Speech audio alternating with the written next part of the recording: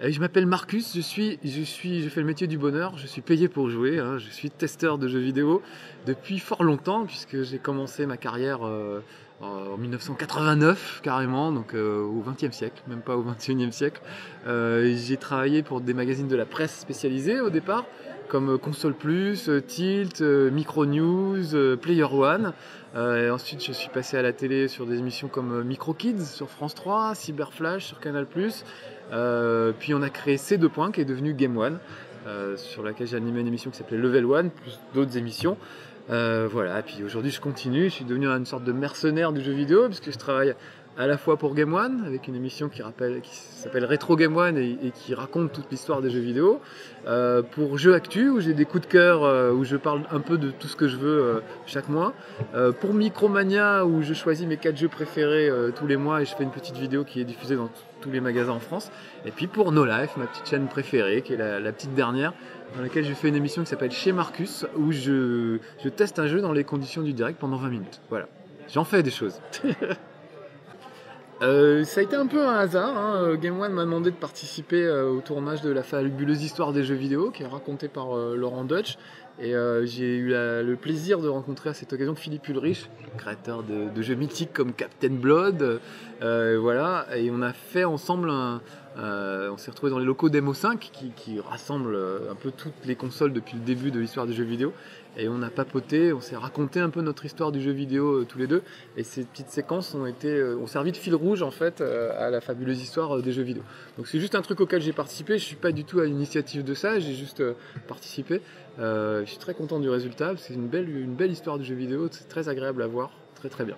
Et puis après, moi j'ai fait mon livre à moi, donc les jeux vidéo des années 70-90, qui est dans la droite ligne de Retro Game One, puisque dans Retro Game One on essaye de raconter l'histoire du jeu vidéo avec le plus d'humour possible, en remettant les choses dans leur contexte.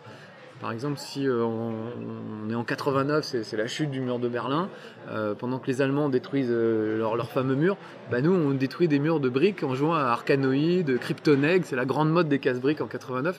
Donc faire le parallèle entre ces deux choses, c'est des choses qui me font beaucoup rire. Donc dans Retro Game One, je le fais en me déguisant en allemand avec un casque à pointe et en brisant un mur en Lego pour symboliser la chute du mur.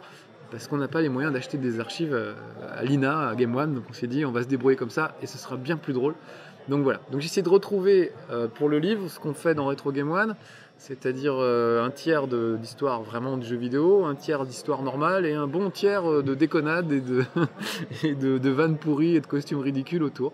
Donc dans le livre, tu peux me voir par exemple en costume de marquis avec des coussins pour symboliser le duel entre la NES et la Master System à la grande époque. Voilà.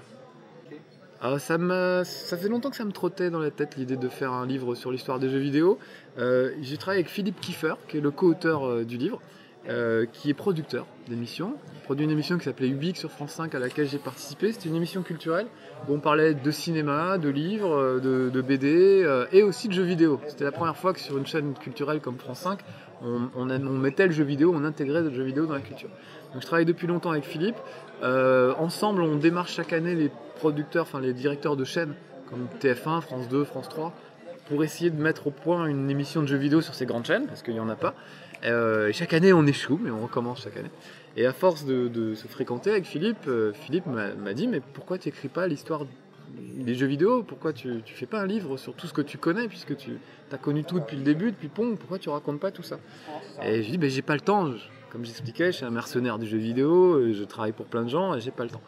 Donc Philippe m'a proposé de fonctionner avec un système d'entretien, c'est-à-dire que je lui raconte mon histoire du jeu vidéo et Philippe lui résume tout ça pour écrire le livre. Il l'a fait avec Thierry Ardisson, il a écrit la biographie de Thierry Ardisson, Confession d'un baby boomer. Ça s'est très bien passé, ça s'est très bien passé avec moi aussi, sauf qu'évidemment le contrat de départ était que je devais juste raconter mon histoire et ensuite plus m'occuper de rien. Et en réalité, j'ai pas pu m'empêcher de mettre les mains dans le cambouis et moi-même de réécrire à peu près la moitié du livre pour que tout ça rentre dans les cases. Parce qu'on avait quelque chose comme 600 pages de texte et il fallait 150 pages. Donc ça a été très très dur de réduire, mais on a réussi à garder, j'espère, l'essentiel. Si on avait appelé ça, le vrai titre devrait être Nos jeux vidéo des années 1951 à 1989, en gros. Ça sonnait pas très bien, déjà. Les gens se seraient demandé Nos jeux vidéo des années 50, plus personne, tout le monde est mort, hein, tous les gens qui sont nés dans les années 50. Ça aurait parlé à personne, donc il fallait un titre qui qui résume le mieux possible le projet, même si c'est pas exact finalement. Ce titre résume mieux que la réalité. Et puis surtout, ça s'intègre dans une collection qui est notre jeunesse des années 80, notre jeunesse des années 90, des années 70, etc. Qui parle de tout, du TGV, de Madonna, du Rubik's Cube, de tout vraiment. Et là, on a décidé de faire ça sur cette période-là, sur les jeux vidéo uniquement. C'était déjà bien compliqué. Donc on voulait pas embrouiller le lecteur avec des dates qui paraissaient curieuses. Voilà. Le vrai titre que j'avais moi pour ce livre, c'est de la raquette de Pong aux raquettes dans GTA. Voilà, c'était le titre que je voulais, qui est le sous-titre du livre au final. Pour moi, c'est ça. Simplement, on s'est arrêté à la moitié. On s'est arrêté en 90. On s'est arrêté juste avant l'arrivée de la PlayStation, en fait, en 95. Voilà. On a eu la chance d'avoir un photographe exceptionnel qui s'appelle Raoul Dobromer, qui est vraiment lui aussi un passionné de jeux vidéo. On est allé dans l'antre de MO5, qui pour les fanats de jeux vidéo, c'est l'équivalent, tu sais, du hangar des aventuriers de l'Arche perdue à la fin du film, où tu as des tas de caisses dans lesquelles il y a un trésor, comme l'Arche perdue dans chaque caisse. Bah eux, il y a ça, sauf que dans chaque caisse, il y a un Amstrad, un Amiga, un Atari ST, etc. Donc on a pris des photos dans ces locaux, ils nous ont sorti leur trésor. On a quand même un MO5 Michel Platini, c'est quand même collector, blanc. Voilà, et Raoul a pris des photos magnifiques de tout ça. Plus ma collection personnelle à moi, j'ai ramené mon Merlin de quand j'étais petit, le billet de Monopoly sur lequel j'avais noté des notes de musique pour jouer avec, mes pochettes de Space Invader de l'époque, mes figurines de Mario, de Street Fighter. Raoul a pris des photos magnifiques de tout ça, donc on trouvait que l'image parlait d'elle-même. En général, quand il y a une photo d'un jeu, on parle du jeu sur cette page-là, on s'est débrouillé pour que la maquette évidemment soit assez claire. Du coup, on n'a pas ressenti le besoin de mettre des légendes à chaque fois. Même pas le titre du jeu. On se dit que les gens qu'on connu sauront de toute façon de quoi on parle. Alors je sais pas, c'est vrai qu'on aurait pu au moins mettre le titre du jeu, mais je trouve que c'était moins joli. On voulait vraiment quelque chose de graphiquement très frappant, quoi. Et je pense qu'on a réussi de ce côté-là. Et des légendes auraient peut-être un tout petit peu rendu le truc un peu plus encyclopédique. Là, on a une vraie balade, des souvenirs qui reviennent. Comme tu dis, on lit le truc et on a plein de souvenirs qui reviennent. C'est vraiment ce qu'on voulait. Le travail de recherche, il est là. C'est ça qui est assez incroyable. Moi, j'ai une chance incroyable. J'ai connu tout depuis le début. Mon papa a ramené un Pong en 77 des États-Unis, et donc j'ai joué à Pong. J'ai joué à Pac-Man. J'allais au bistrot du coin. J'avais pas le droit, mais joué à Space Invader. Enfin voilà. Donc j'ai connu tout ça. Donc le livre, comme Retro Game One, c'est 70% à 70% de mes souvenirs personnels. Et puis à 30% aussi, évidemment, on fait des recherches, on lit des bouquins pour vérifier qu'on ne s'est pas gouré sur la date, qu'on n'a pas oublié des jeux, ça peut arriver. Hein, je suis par exemple passé à côté de jeux comme Metal Gear au tout début, moi, j'ai découvert beaucoup plus tard. Bon, bah, c'est important de se dire, il faut absolument en parler dans le livre. Voilà. Donc c'est pas facile de se remémorer tout ça. Ce que je voulais surtout, c'était remettre ça au niveau du joueur. Je voulais pas faire une encyclopédie extrêmement détaillée, mais je voulais que les joueurs se retrouvent là-dedans. Donc par exemple, j'explique que quand on joue à Decathlon, ce jeu de sport, sur Atari 2600, il fallait... alors à l'époque, tu avais juste une manette carrée avec un bouton et un joystick planté dedans. Pour faire courir le bonhomme, il fallait branloter le joystick et appuyer sur le bouton pour le faire sauter. Donc ça, voilà, ça c'est la réalité. Et la réalité concrète de cette époque, moi j'étais avec des potes, on était ados, on était à 4 dans une chambre d'ado, 4 mecs, en train d'essayer de battre des records à Decathlon, et ça faisait ça. Et ça nous faisait beaucoup rire, ces petits gestes de branlette. Voilà, ça je l'ai mis dans le livre, parce que pour moi c'est beaucoup plus important que savoir qui a fait Decathlon, quelle année c'était précisément et pourquoi. Ce qu'on a vécu nous à ce moment-là, et pourquoi on ricanait comme des idiots en regardant les copains en train de branloter la manette, ça me paraît beaucoup plus intéressant que tout le reste finalement.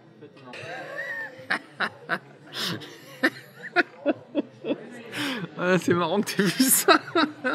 Et ben écoute, c'est pour illustrer la guerre entre les Amiga et les Atari ST. Donc évidemment j'ai un Amiga, moi j'avais un Amiga à l'époque, et je détestais les gens qui avaient des Atari ST, qui étaient une machine moins puissante, moins performante, de très peu, hein, mais bon, on était de très mauvaise foi à l'époque.